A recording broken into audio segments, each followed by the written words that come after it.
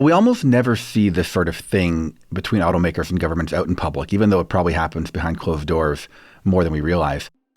Ontario is getting a new electric vehicle battery plant. But it comes after a months-long will they, won't they negotiation saga. So what happened here was that Stellantis and LG, which are the two companies that are building a battery plant in Windsor, were behind the scenes for a long time, many months, lobbying particularly the federal government for a big increase in the subsidies they're to receive. And at some point got frustrated. And so in May of this year, on a Friday, we got a notice basically threatening to stop construction if they didn't get what they wanted. And then by Monday, they had largely stopped construction. Last week, the company said construction will resume, now that the federal and Ontario provincial governments have promised up to $15 billion in subsidies. So not only did we get a fight publicly between the automaker and government, but we got a three-way fight between the automaker and two levels of government, all kind of squabbling with each other. You're probably wondering, why all this fuss for one manufacturing plant? Well, today, Adam will take us through why this deal is so significant, if it's worth the money, and what it says about Canada's plans for a clean economy. I'm Menaka Raman-Wilms, and this is The Decibel from the Globe and Mail.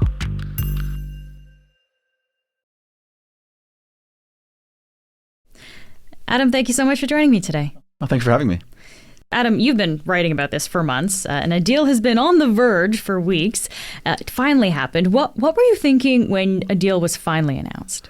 I largely felt relief that the deal was announced, that I didn't have to monitor every day and keep hounding the federal government to find out if there was going to be a deal that day, because we were kind of just waiting for it. I think we knew for a while there would be one, and we were waiting for the details.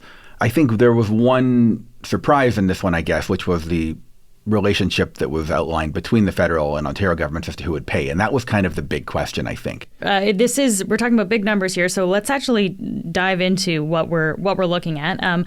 It's a lot of money on the table. Ontario Economic Development Minister Vic Fedeli said that the deal will be worth up to $15 billion in subsidies for the two companies, so LG Energy and Stellantis. So what does that mean, Adam, $15 billion in subsidies? What it means is that once they are operating and making batteries at this factory, they will annually get subsidies that are tied to the units they produce at that factory. So for each battery they produce, they will get a certain amount of money, and that will add up to billions a year from the time they start operating until, per this agreement, 2032, which is when these are to be phased out by. And where is this money coming from? So it's to come 2/3 from the federal government, 1/3 from the Ontario government. Both of those governments would hasten to add that they don't really consider it an expenditure because these companies will be generating a ton in revenue, and therefore what you're really doing is essentially giving them the equivalent of a tax deduction. You can debate that, of course, but that would be the way they would explain it. Okay. But it's not kind of a blank check up front. This is going to be over time they're going to get this money. No. The check they're getting up front, which was agreed when they initially committed to building this plant, is worth about $1 billion. That's investment subsidy. So that is about 20% of the total cost of building the factory, about $5 billion. That's pretty standard in the auto sector, for decades in Ontario and elsewhere. The government's paying between 10 and 20% of the capital cost is pretty normal. The $15 billion is much more unusual, at least until a few months ago, and that will be paid over the course of time. I guess I'm wondering why is the government willing to invest so much money into this plant? Like, what is it trying to accomplish? I think part of the value here has to be seen as symbolic as much as it is tangible. Now, there are tangible benefits. I mean, obviously, it provides an estimated 2,500 jobs, more or less directly. Certainly for, the local economy in Windsor and, the usual stuff we hear about local businesses, for auto parts suppliers, potentially for mining and refining and all that. There are offshoot benefits. But I think on the symbolic side, it's probably important here to look back a few years. When I came onto the sort of climate and clean economy beat for the Globe in late 2019, and at that time there was a real question of whether the auto sector here would survive at all. Like, there was a sense that it had been in decline pretty much since the 1990s, and as the sector was shifting toward EVs, there was no reason to be sure that auto companies would invest at all here in making them here. That narrative started to shift a little bit with some vehicle assembly commitments. Ford and some of the other, eventually most of the automakers that are here did commit to keep assembling vehicles here. But what they really wanted to convey, the governments did, was that this could be kind of a new play for Canada that could actually emerge stronger in terms of its auto sector from what it was previously, that we could wind up with an electric vehicle supply chain that would go not just in terms of making the batteries and making the vehicles, but as far back as mining the critical materials and all of that. And I think they wanted to send a loud signal to the world of, no, we are serious about building an electric vehicle sector here. And look, we can lure the biggest automakers in the world, or some of them, to commit here instead of Michigan or the southern United States or Mexico or wherever else. But of course, that was initially a $1 billion proposition. This is interesting because initially the federal and Ontario provincial governments were offering $1 billion, as you said, in upfront subsidies. So that was kind of on the table at first, but somehow it's ballooned to $15 billion. How did that happen? So this is an issue that I think is maybe best told over a quick timeline because it helps explain it a little bit. Sure. The first announcement of this was in March of 2022, at which point, yes, $1 billion combined between the two levels of government in upfront subsidies was enough to get the factory done.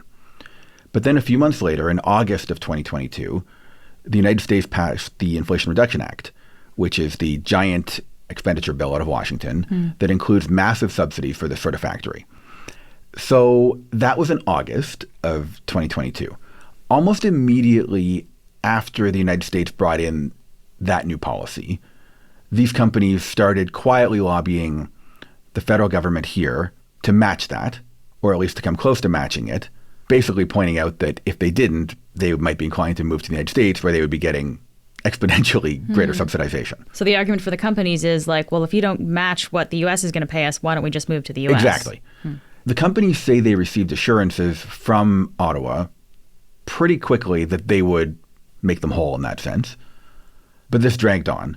Then in early this year, in 2023, the federal and Ontario governments reached a deal with Volkswagen to build another battery plant, also in southwest Ontario, in St. Thomas, which does kind of provide the same sort of subsidies that the United States is offering, up to $13 billion worth.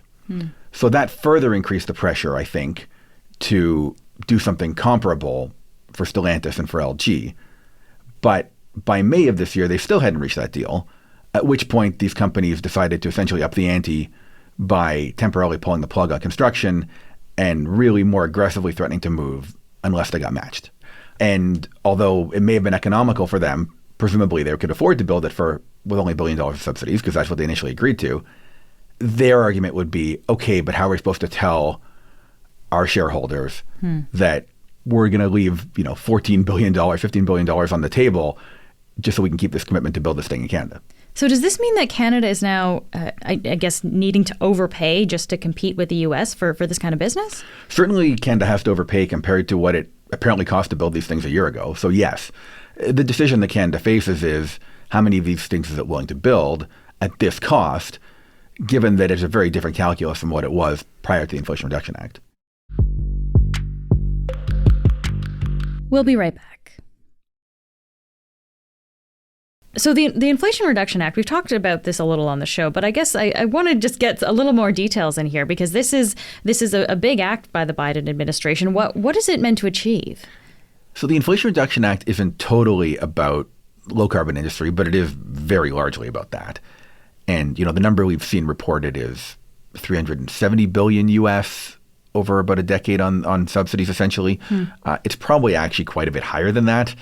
It's partly to help the United States achieve its emission reduction targets and show global leadership on that. It's also got a very strong protectionist streak. And that's not really directed primarily at Canada. In fact, Canada has been exempted from some protectionist elements of it, including around vehicles. But it's more geared toward taking aim at China and other overseas competitors. And so it's very heavily tied to vehicles, batteries, other forms of clean technology being produced in the United States, not just deployed there. Okay. And so this act is the reason why the Canadian government and the provincial governments are going to have to kind of put up this money to attract business to Canada. Are we going to have to compete in a whole variety of sectors then in order to get business to our country as opposed to the U.S.? Competing with the Inflation Reduction Act was a big focus in this year's federal budget. And you're seeing it in some provincial budgets a little bit, but especially at the federal level. And you're seeing new tax credits in various forms aimed at clean electricity, low-carbon manufacturing, aimed at hydrogen, aimed at carbon capture. There's also recognition, and federal politicians have been pretty explicit about this, that it's simply not possible for Canada to keep up with all elements of this. We just don't have the capacity to try and match the U.S. on everything. So it is a matter of picking some lanes. And obviously one lane that we have decided as a country, or at least the governments have decided on our behalf, is to try and keep up with them on attracting vehicle and battery manufacturing. Okay. It is worth noting that both the deals with Volkswagen and with Stellantis and LG in Canada are directly tied to the Inflation Reduction Act. So if that were overturned, if the subsidies stopped rolling there, they also stop rolling here. Oh, wow. Huh. Okay, so this is very directly linked. Very directly linked. So the battery play, it seems to be something the Canadian government is really interested in here. Are we trying to become a dominant power in EV battery manufacturing? The thinking is that we can be kind of uniquely strong in the battery space because we have the combination of both an existing auto sector, and we do. I mean, despite it having been in decline, you certainly have the infrastructure, the expertise, all of that in southwestern Ontario particularly. But you also have critical minerals that a lot of other automaking places don't have. So the argument is that you can build the full supply chain in a way that other places can't. And I think that is the play. And of course, that also extends the benefits, ideally, between just a corner of Ontario and into the north and into parts of Western Canada and into Quebec and all over the place. So I do think there's a view there that this is, as we transition into a low-carbon economy, a sector where there's real growth opportunity. And so what the perspective from the government is, we need a couple of big anchors there that we can then build around, and these are meant to be that. There was also a lot of quibbling between the different levels of governments, right? The federal government and the Ontario provincial government. So what did we learn about the relationship between those two governments? The evolving relationship between Ottawa and Queen's Park has been pretty interesting in this case. And I think that applies to the auto sector in general and how, the Ontario government, which is led by a premier, Doug Ford, who came to office in 2018 being pretty skeptical of all things related to sort of low carbon transition or climate, and still is on some stuff, but has certainly come around to the idea that you want to attract low carbon industry and that government has a big role in that, and to partnering with Ottawa. And that relationship has generally been quite positive. We saw it hit some real rocks during this, because in the first few days, right after Stellantis and LG announced they were temporarily shutting things, you had this public battle playing out between the two levels of government. And what that was basically about was the federal government saying, we can't pay the entire thing here. We need you to chip in a portion of it because it's only fair to the rest of the country. And the Ontario government saying, well, what you're talking about here is matching federal incentives that are offered in the United States through Washington's Inflation Reduction Act. That is a federal responsibility, not our problem, basically. Ultimately, the federal government seems to have effectively won that argument because the Ontario government wound up committing to paying a third of this cost. What was surprising was that now that relationship in terms of the 1/3, 2/3 is also going to apply to the Volkswagen deal that was announced months earlier, which initially the federal government seemed to be doing on its own. Oh, that's very interesting. Yeah. It's surprising. And the implication is that the Ontario government, if there's any more of these battery plants that are announced, will keep paying something along those lines. So that is a significant win for the federal government and a significant leap of faith by the Ontario government to not just do what they could to keep this one, but to basically say, okay, we'll partner with you in a different way going forward. Well, this raises a really important point about the precedent that's being set here, right, Adam? So we've got the Volkswagen deal for $13 billion in subsidies that happened earlier this year, and now this $15 billion one with Stellantis and LG.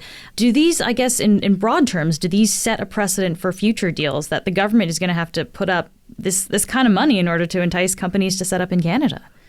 I think certainly for the auto sector, it sets up that precedent. And I think what it sets up is that where the Inflation Reduction Act in the United States is offering subsidies, Canada is going to have to come close to matching them. Now, there are different sectors and different considerations, and some cases where it may not be a simple choice for a company if we're going to put this plant in this country or this country. But in this kind of thing where really you can put a battery plant in either country, yes, I think it does set up that precedent. So the question that then faces Canada is, okay, how many more of these are we interested in building at this cost? And I think you are going to see maybe a little more scrutiny applied going forward, knowing that this is now the cost of doing business, not the $1 billion we're starting with. Mm-hmm. Yeah. So after all that we've laid out, all the money that we've talked about and the back and forth that's happened, is this deal with Stellantis and LG, is it justified from the government's perspective? I'm hesitant to give a definitive answer on whether it's justified or not. I think it's pretty justifiable in the current context, which is to say that losing this plant, once it had been committed here, it would have been a really bad blow for the city of Windsor, which is a city that has had a lot of struggles over decades.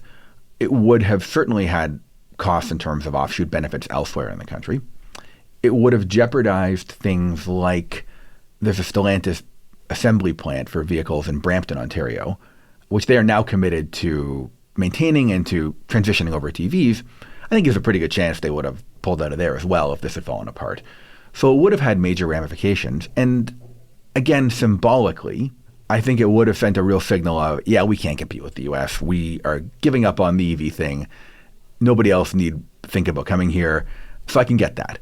Now, I think you have to say, if you were doing it all over again, would you want to spend $15 billion on this? Or are there better ways to build an EV supply chain? Are there aspects of it, again, on the mining and refining side, even through to battery recycling, other things where there may be opportunities that are not this expensive and a little more precise, and maybe you can build more competitive advantage. Adam, thank you so much for taking the time to walk us through all this. Thank you. That's it for today. I'm Menaka Raman-Wells. Our summer producer is Nagin Nia.